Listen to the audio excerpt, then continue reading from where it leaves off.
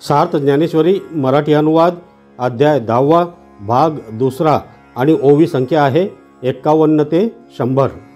घागरीत थोडेसे पाणी घालावे व ते गळले नाही तर आणखी जास्त भरावे, त्याप्रमाणे तुला ऐकून पाहिले तेव्हा तुला आणखी ऐकवावे असेच वाटू लागले।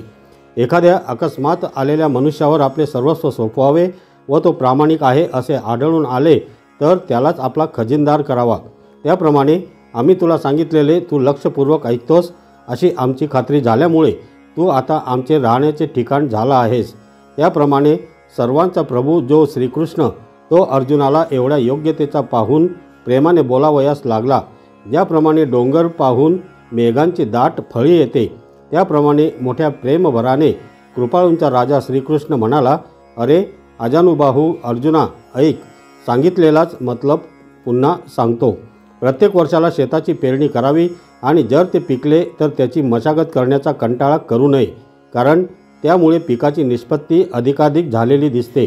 ज्या सोन्याला वारंवार क्षाराची पुटे दिली असता त्याचा कस अधिकाधिक वाढतो। अर्जुना, ते सोने शुद्ध करावेसेच वाटते। अर्जुना, त्याप्रमाणे येथेही आहे। या सांगण्यात तुझ्यावर मुळीच उपकाराचे ओझे नाही, कारण आम्ही आपल्या स्वतःच्या कार्याकरता बोलत आहोत। अरे, मुलाला दागिने घालावेत, पण ते मूल त्याप्रमाणे दागिन्यांना जाणते काय? दागिन्यांनी मुलाला आलेल्या शोभेचा आनंद आईने आपल्या दृष्टीने भोगायचा असतो। त्याप्रमाणे तुझे सर्व हित जसजसे तुला समजेल तसतसा आमचा आनंद दुप्पट होतो, अशी वस्तुस्थिती आहे। आता हे अलंकारिक बोलणे राहू दे। तुझ्यावर माझे उघड प्रेम आहे, म्हणून तुझ्याशी बोलताना तृप्तीचा शेवट होत नाही, म्हणजे तुझ्याशी बोलणे पुरेसे वाटत नाही। आम्हाला एवढ्याकरता फिरून फिरून ते तुझ्याशी बोलावे लागते, परंतु जे असू दे, तू मनापासून लक्ष दे। तर ऐक मर्मज्ञ अर्जुना, माझे श्रेष्ठ बोलणे ऐक। हे माझे बोलणे म्हणजे ब्रह्मच अक्षरांचा अंगरखा घालून आले आहे। तरी अर्जुना, तू मला खरोखर जाणत नाहीस ना? जर जाणत नसलास तर सांगतो। येथे जो मी तुझ्यापुढे उभा आहे तो दिसतो एवढा मर्यादित नसून मी म्हणजे विश्वच आहे। देवांना किंवा महर्षींना माझी उत्पत्ती माहीत नाही, कारण देव व महर्षी या सर्वांचे आदी कारण मी आहे। या माझ्या स्वरूपी वेदाला बोलता येईना, मन व प्राण यांची गती माझ्या स्वरूपी चालेना।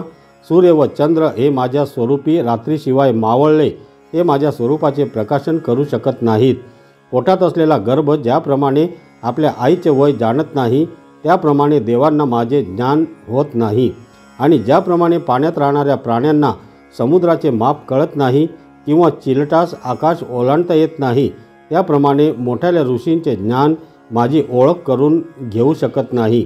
मी कोण आहे, केवढा आहे, कोणापासून व केव्हा उत्पन्न झालो आहे या गोष्टीचा निर्णय करण्यात किती एक युगे निघून गेली। मोठाले ऋषी आणि देव यांना आणि दुसरे जेवढे म्हणून प्राणी आहेत त्या सर्वांना मीच कारण आहे।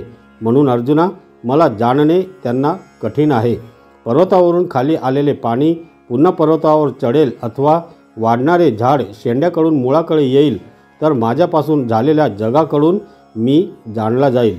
अथवा वडाच्या सूक्ष्म अंकुरात जर वडाचे विस्तीर्ण झाड सापडले जाईल, अथवा लाटांमध्ये जर समुद्र साठवला जाईल, अथवा पृथ्वी जर परमाणूमध्ये सापडली जाईल असे होईल, तर अर्जुना, माझ्यापासून उत्पन्न झालेल्या प्राण्यांना, मोठ्याल्या ऋषींना अथवा देवांना माझी ओळख होण्याची सवड मिळेल। जो मला जन्मरहित, अनादी आणि सर्व लोकांचा महान ईश्वर असे जाणतो तो मानवांमध्ये ज्ञानी आहे व तो सर्व पापांपासून मुक्त होतो। असा जरी मी जाणण्याला कठीण आहे, तरी कदाचित जो कोणी बाह्य वृत्ती टाकून देहादी अनात्म तत्वांकडे जाणारी वृत्ती काढून सर्व इंद्रियांकडे पाठमोरा होतो, वृत्ती अंतर्मुख करतो, देहादी आत्मतत्वाकडे जरी त्याची प्रवृत्ती झाली तरी तेथून वेगाने माघारी फिरतो, स्थूल, सूक्ष्म व कारण हे देह मागे टाकून विचाराने यांचा निराश करून पंचमहाभूतांच्याही माथ्यावर जो चढतो, पंचमहाभूतांचा निराश करतो, याप्रमाणे चांगल्या रीतीने त्या ठिकाणी स्थिर राहून शुद्ध आत्मप्रकाशाच्या योगाने आपल्या डोळ्याने प्रत्यक्ष माझे जन्मराहित्य जो जाणतो, मी आरंभाच्या पलीकडील अनादी आहे व सर्व लोकांचा मुख्य ईश्वर आहे, अशा मला जो पुरुष या प्रकारे जाणतो तो पुरुष पाषाणांमध्ये परीस जसा श्रेष्ठ किंवा सर्व रसात अमृत जसे श्रेष्ठ, त्याप्रमाणे तो मनुष्याच्या आकाराने असलेला माझा श्रेष्ठ अंश आहे असे समज. तो ज्ञानाची चालती मूर्ती आहे. त्याचे अवयव ते सुखाला फुटलेले अंकुर आहेत, परंतु त्याचे ठिकाणी दिसणारा माणूसपणा हा लोकांच्या दृष्टीला होणारा भ्रम आहे. अर्जुना, हिरा जर अकस्मात कापरात सापडला व त्यावर जर पाणी पडले तर तो त्या पाण्याकडून विरघळल्याशिवाय भिन्न असा बाहेर निराळा कसा सापडणार नाही? तर पडेल हिरा कापरासारखा पाण्यात विरघळणार नाही. त्याप्रमाणे मनुष्य प्राण्यात जरी तो शरीरधारी दिसला तरी पण त्याच्या ठिकाणी जन्म मृत्यू आदी करून प्रकृती दोषांची गोष्टही माहीत नसते. त्या पुरुषाला आपोआपच पापे टाकून जातात. ज्याप्रमाणे आग लागलेल्या चंदनाच्या झाडाला त्याला वेढा घालून असलेले साप सोडून जातात, त्याप्रमाणे मला जो ओळखतो तो संकल्पांकडून टाकला जातो. तेच मला कसे जाणावे असे जर काही तुझे मन कल्पित तर मी असा आहे व हे माझ्यापासून झालेले निरनिराळे पदार्थ आहेत ते ऐक. ते माझे भिन्न भिन्न प्राण्यांमध्ये त्यांच्या प्रकृतीसारखे बनून संपूर्ण त्रैलोक्यात पसरले आहेत. बुद्धी, ज्ञान, संमोहन, क्षमा, सत्य, दम, शम, सुख, दुःख, होणे, नसणे, भय, अभय, अहिंसा, ममता, तुष्टी, तप, दान, यश, अपकीर्ती इत्यादी भूतांचे निरनिराळ्या प्रकारचे भाव माझ्यापासूनच उत्पन्न होतात. त्यापैकी पहिली बुद्धी आहे असे समज. नंतर अगाध ज्ञान, असमोह, सहज उपस्थित झालेल्या ज्ञेय गोष्टीकडे विवेकपूर्वक प्रवृत्ती, सहज सहन करण्याचा स्वभाव म्हणजे क्षमा आणि सत्य ही समज. मग शम मनोनिग्रह आणि दम इंद्रिय निग्रह हे दोन आणि लोकात असलेले सुख व दुःख आणि अर्जुना होणे, बसणे, नसणे या सर्वांची माझ्याच विकारात गणना कर. अर्जुना, भय व निर्भयपणा, अहिंसा आणि समबुद्धी, संतोष अर्जुना ही माझीच रूपे आहेत हे तू जाण. दान, यश व दुष्कृती हे जे विकार सर्व ठिकाणी राहतात ते माझ्यापासून प्राण्याच्या ठिकाणी उत्पन्न होतात. जशी भूते वेगवेगळी आहेत तसेच हे भाव वेगवेगळे आहेत असे समज. त्यापैकी कित्येक भाव माझ्या ज्ञानात उत्पन्न होतात व कित्येक मला जाणत नाहीत, माझ्या अज्ञानात उत्पन्न होतात. अरे अर्जुना, प्रकाश व अंधार हे परस्पर विरुद्ध स्वभावाचे असूनही ते ज्याप्रमाणे एका सूर्यापासूनच होतात. सूर्याच्या उदयात प्रकाश दिसतो आणि सूर्याच्या अस्ताबरोबर अंधार होतो. आणि माझे जे ज्ञान होणे अथवा माझे जे अज्ञान असणे हे प्राण्यांच्या दैवाचे कर्तृत्व आहे. म्हणून प्राणीमात्रांच्या ठिकाणी कमी जास्त प्रमाणात या विकारास व्हावे लागते. याप्रमाणे माझ्या विकारात ही संपूर्ण सृष्टी सापडली आहे असे अर्जुना समज. आता या सृष्टीचे पालन करणारे आणि ज्याच्या ताब्यात सर्व लोक वागतात ते आणखी 11 विकार तुला सांगेन. प्राचीन कश्यपादी 7 महर्षी तसेच 4 स्वयंभूवादी मनू हे माझे भाव माझ्या मनापासून उत्पन्न झाले आहेत. ही सर्व प्रजा त्यांची सृष्टी आहे.